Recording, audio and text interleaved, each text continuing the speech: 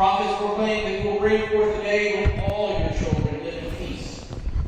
When we turn our weapons of war into gardening tools and no one will need live in fear. Holy God, our hard world in which we live. We confess we live in fear of one another.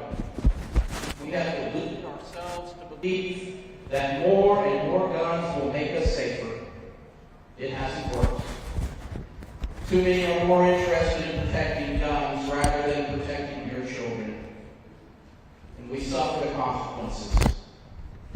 Our children and grandchildren practice active shooter drills that tell us they're afraid to go to school. Friends and neighbors turn guns on themselves, taking their own lives with deadly efficiency. Bullets have become the leading cause of death for children in our state. The tragic loss of life that leaves families and communities torn with grief has become so routine that we accept it as normal. Forgive us, we pray. Forgive us for times of believing we are powerless to change things. Forgive us for assuming someone else needs to stand up for public policy that protects the vulnerable. Forgive us for worshiping guns rather than you. Empower us to work for a state where all your children can live without fear of gun violence. This morning we lift before you those who bear the brunt of our epidemic of gun violence. Police officers and school teachers who put themselves in harm's way. Doctors, nurses, paramedics who see the worst, yet do their best to care for bodies maimed by bullets. Parents, children, friends, and entire communities who grieve the senseless death of people they love. We lift these in the names of those on our hearts to you and our thoughts and prayers. Yet you ask for more than our thoughts and prayers. You call our thoughts and prayers to motivate us to faithful action. So we ask your blessing on the holy work for which we gather today. Empower us to serve as your agents to end gun violence in the state of Texas. As we march, as we speak with our legislators, guide us to advocate for public policy that allows all your children to live without fear. Embolden those of us who are hesitant to speak and open the ears of us who are hesitant to listen, that we might speak the truth in love and find common ground upon which to build. Soften the hearts of those we have elected to make laws. Give them courage to re-examine entrenched positions, wisdom to find agreement, and boldness to take votes to enact legislation and public policy to reduce and eventually end gun violence in our state. That all your children might live free of fear from gun violence, live to the fullness of life you offer. We pray through your most holy name. And all of us say, Amen. It's my pleasure to introduce to you Senator Roland Gutierrez, and he is going to share with you.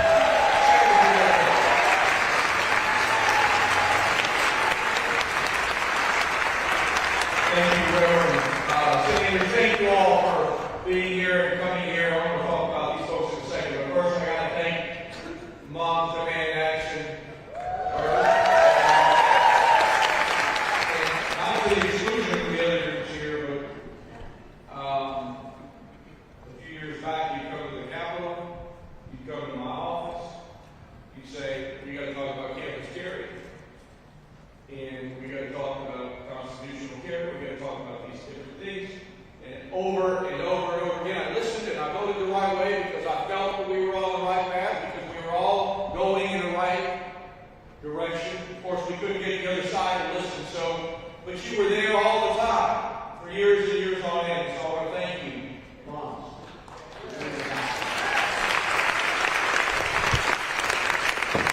But even though I voted the right way, I didn't know, I didn't feel the moment as much as I felt it when I met these folks. If I get all my Uvalde parents to stand up and my Uvalde parents,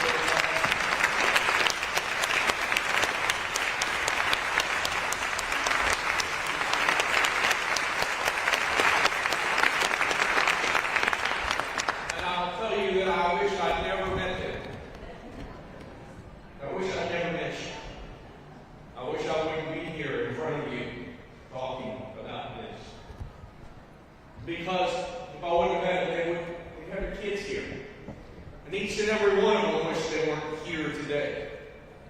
And so many other victims of crime and victims of gun violence wish they weren't here today. But not we, but some people, many people in this state did this. And the people across that building over there need to understand that they did this.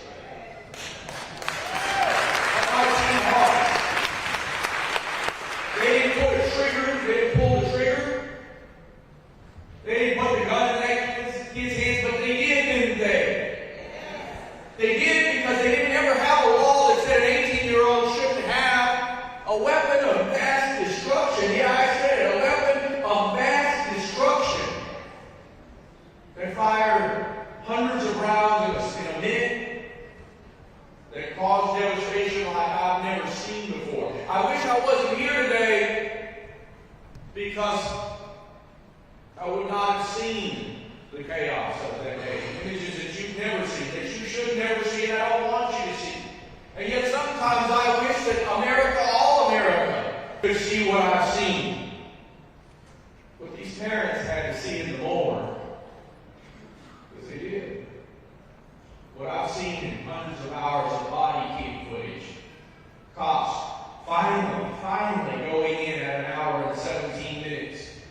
Because they were afraid of a gun. I wish and I pray that these gentlemen can have the bravery to come in and testify and say what that gun does, but they don't. And they certainly didn't have the bravery on that day, because I promise you, they were afraid of the gun. Ray Gappis, Paul Tuff, the NBS troopers, and his Texas Rangers, they had down there on Operation Lone Star, 93 strong that day, 400 different police officers on that day, waited for an hour and 17 minutes because they were afraid of a gun. So that's why you're here. That's why you're here. That's why we're all here, and we have to be here today.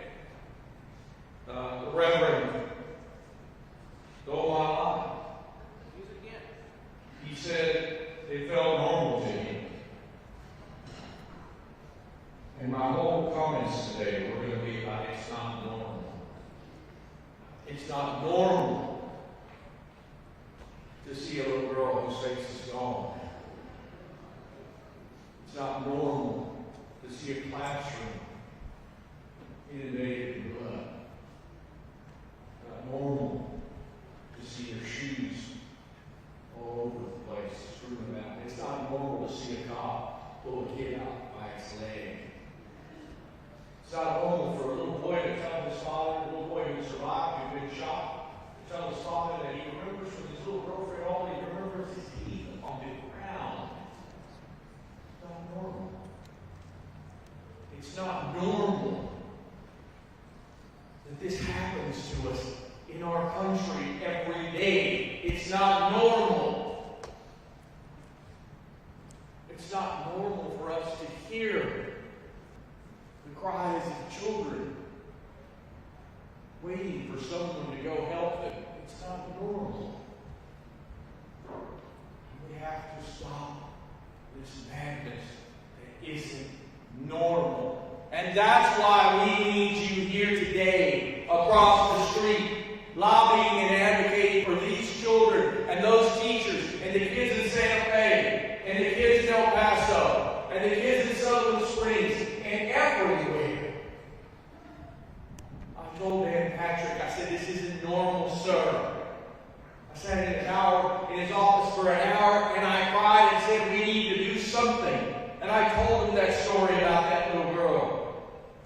And then I said, Dan, this will happen to someone you know, I promise. You know what he told me? How dare you, he said. How dare you tell me that this is going to happen to me or someone on my staff? Each and every one of you knows a victim of gun violence. And so, yes, this moment in time changed my life and my direction. It allowed me to meet some of the strongest people I've ever met in my life. see beautiful little girls like Jackie, like Lexi, and Tess, and teachers like Ella. It allowed me to see these kids alive because I see them on my Facebook every day. And the beauty of a child, just the beauty of a child in today's new normal. Just no shooting. It just happened. But yet, this doesn't happen in Japan. It doesn't happen in China. It doesn't happen in England. It doesn't happen in France. It doesn't happen in Spain. It doesn't happen in Italy. It doesn't happen in the leading countries of the world. Yet it happens here every damn day. Every day. And so we must fight against the new normal. We must fight and hope for change, and it only happens when this group from 500 turns into 5,000, and 5,000 turns into 50,000, and 50,000 turns into 500,000.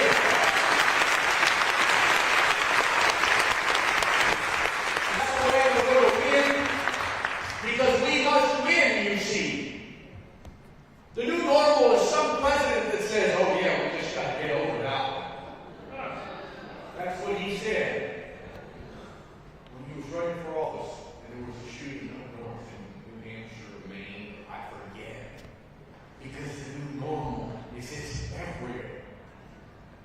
The new normal is you got politicians across this country that say, oh, we're going to have to, our thoughts and prayers are with them. That's the new normal. But what about actions? Listen, I too pray. My prayers are different. I pray for something so very different. I pray for someday these people have the enlightenment and the understanding that this could happen to them, that they can lose their children. But they have the bravery and fortitude to go look at the pictures of what happens to these kids. I can hardly sleep.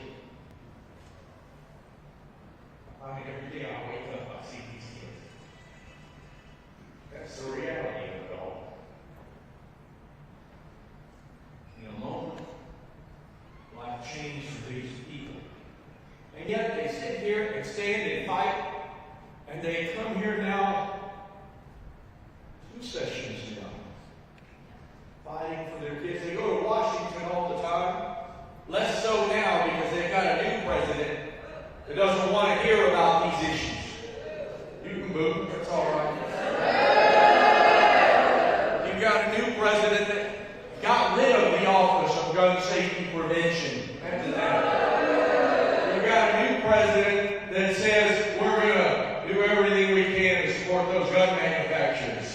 You've got a new president that doesn't care about our kids. And so, I ask you here today, because you took time out of your day to come here and advocate, is to go over there and talk to them for sure. Tell them your stories and the stories of your friends and the stories of these folks.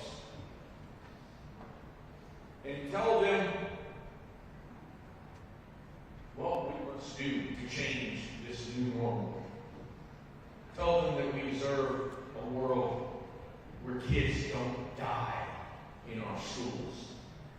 We deserve a world where we don't have to look over our shoulder at the mall or look for the exit in the movie theater.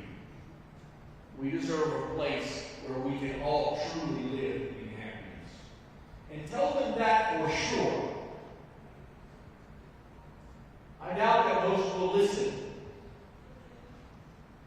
But then you need to tell them the next part. And the next part maybe isn't sounding so Christian. But I promise we're not going to use guns. Tell them that you're coming for them. Tell them that 5,000 will turn to 50, and 50 will turn into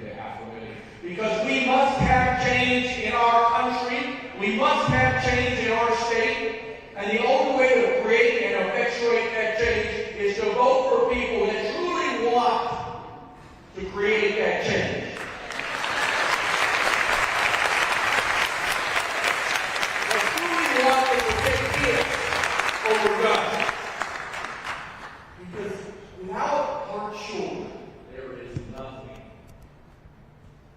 And that's why I don't know how strong. It's amazing to me how strong they are. I've told them this before. I get curled up in bed. And so, yes, you go over there and tell them that we need an age limit, right? We need to increase an age limit. We need extreme risk protective orders. We damn sure need universal background checks. And if you feel for a second that your work over there is in vain, I promise you it isn't. I promise you it isn't. Because you are going to go back there and tell them that we will get the change that we need, if not today, someday, and that will come when they are gone from this office. And we have people that are advocating for our kids. I want to thank you so much for giving me this time to be here. I will be excited for you. I'm excited for these things. I love y'all.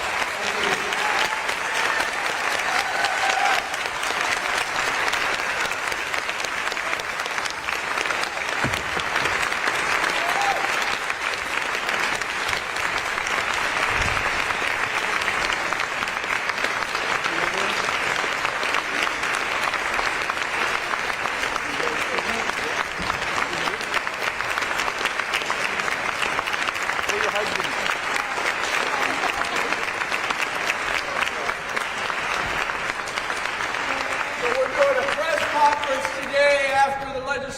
Finishes and we filed some bills, the ones we just talked about. So push that out. Tell people in your communities and let us know where we need to go, because these folks want to travel across this state and they want to tell people their story. That's how brave they are. Thank you all very much. You guys have a great day.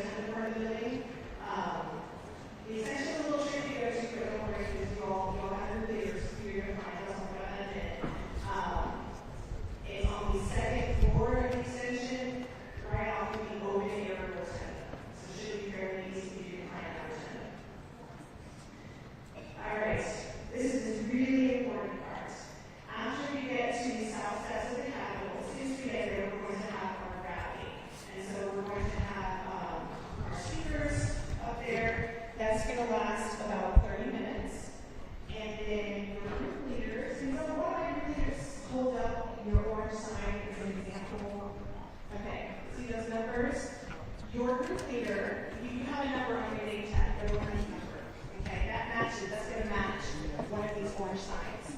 Group leaders are going to hold those up at the end of the rally, at the back of the crowd, not up at the front, because there, might be cameras and AV equipment. So in the back of the rally is where you're going to look for the number that matches your name tag. You will find your leader, introduce yourself. If you have signed up for lunch, and you have you down for that, then you can give your space. So that when you get to the LCC, you can pick up your lunch. And they will have more instructions for you there, as far as what offices you're going to draw the train.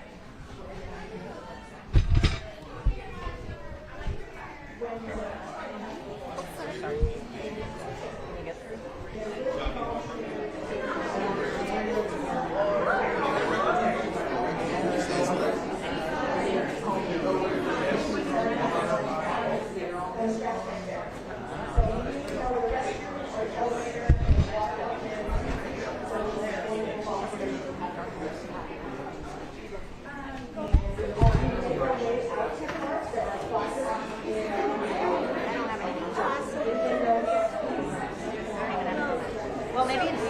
Oh.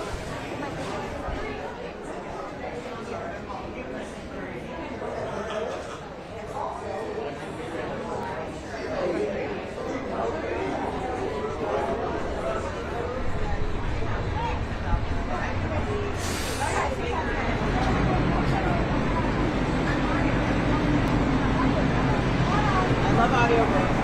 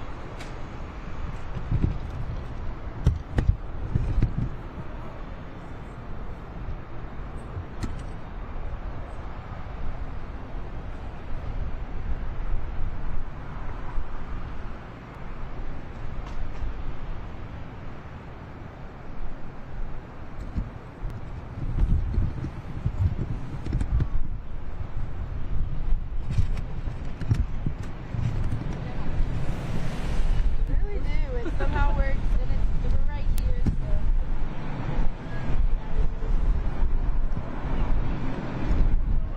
Y'all are gonna be hard to find. They're gonna be kind of fun. Yeah.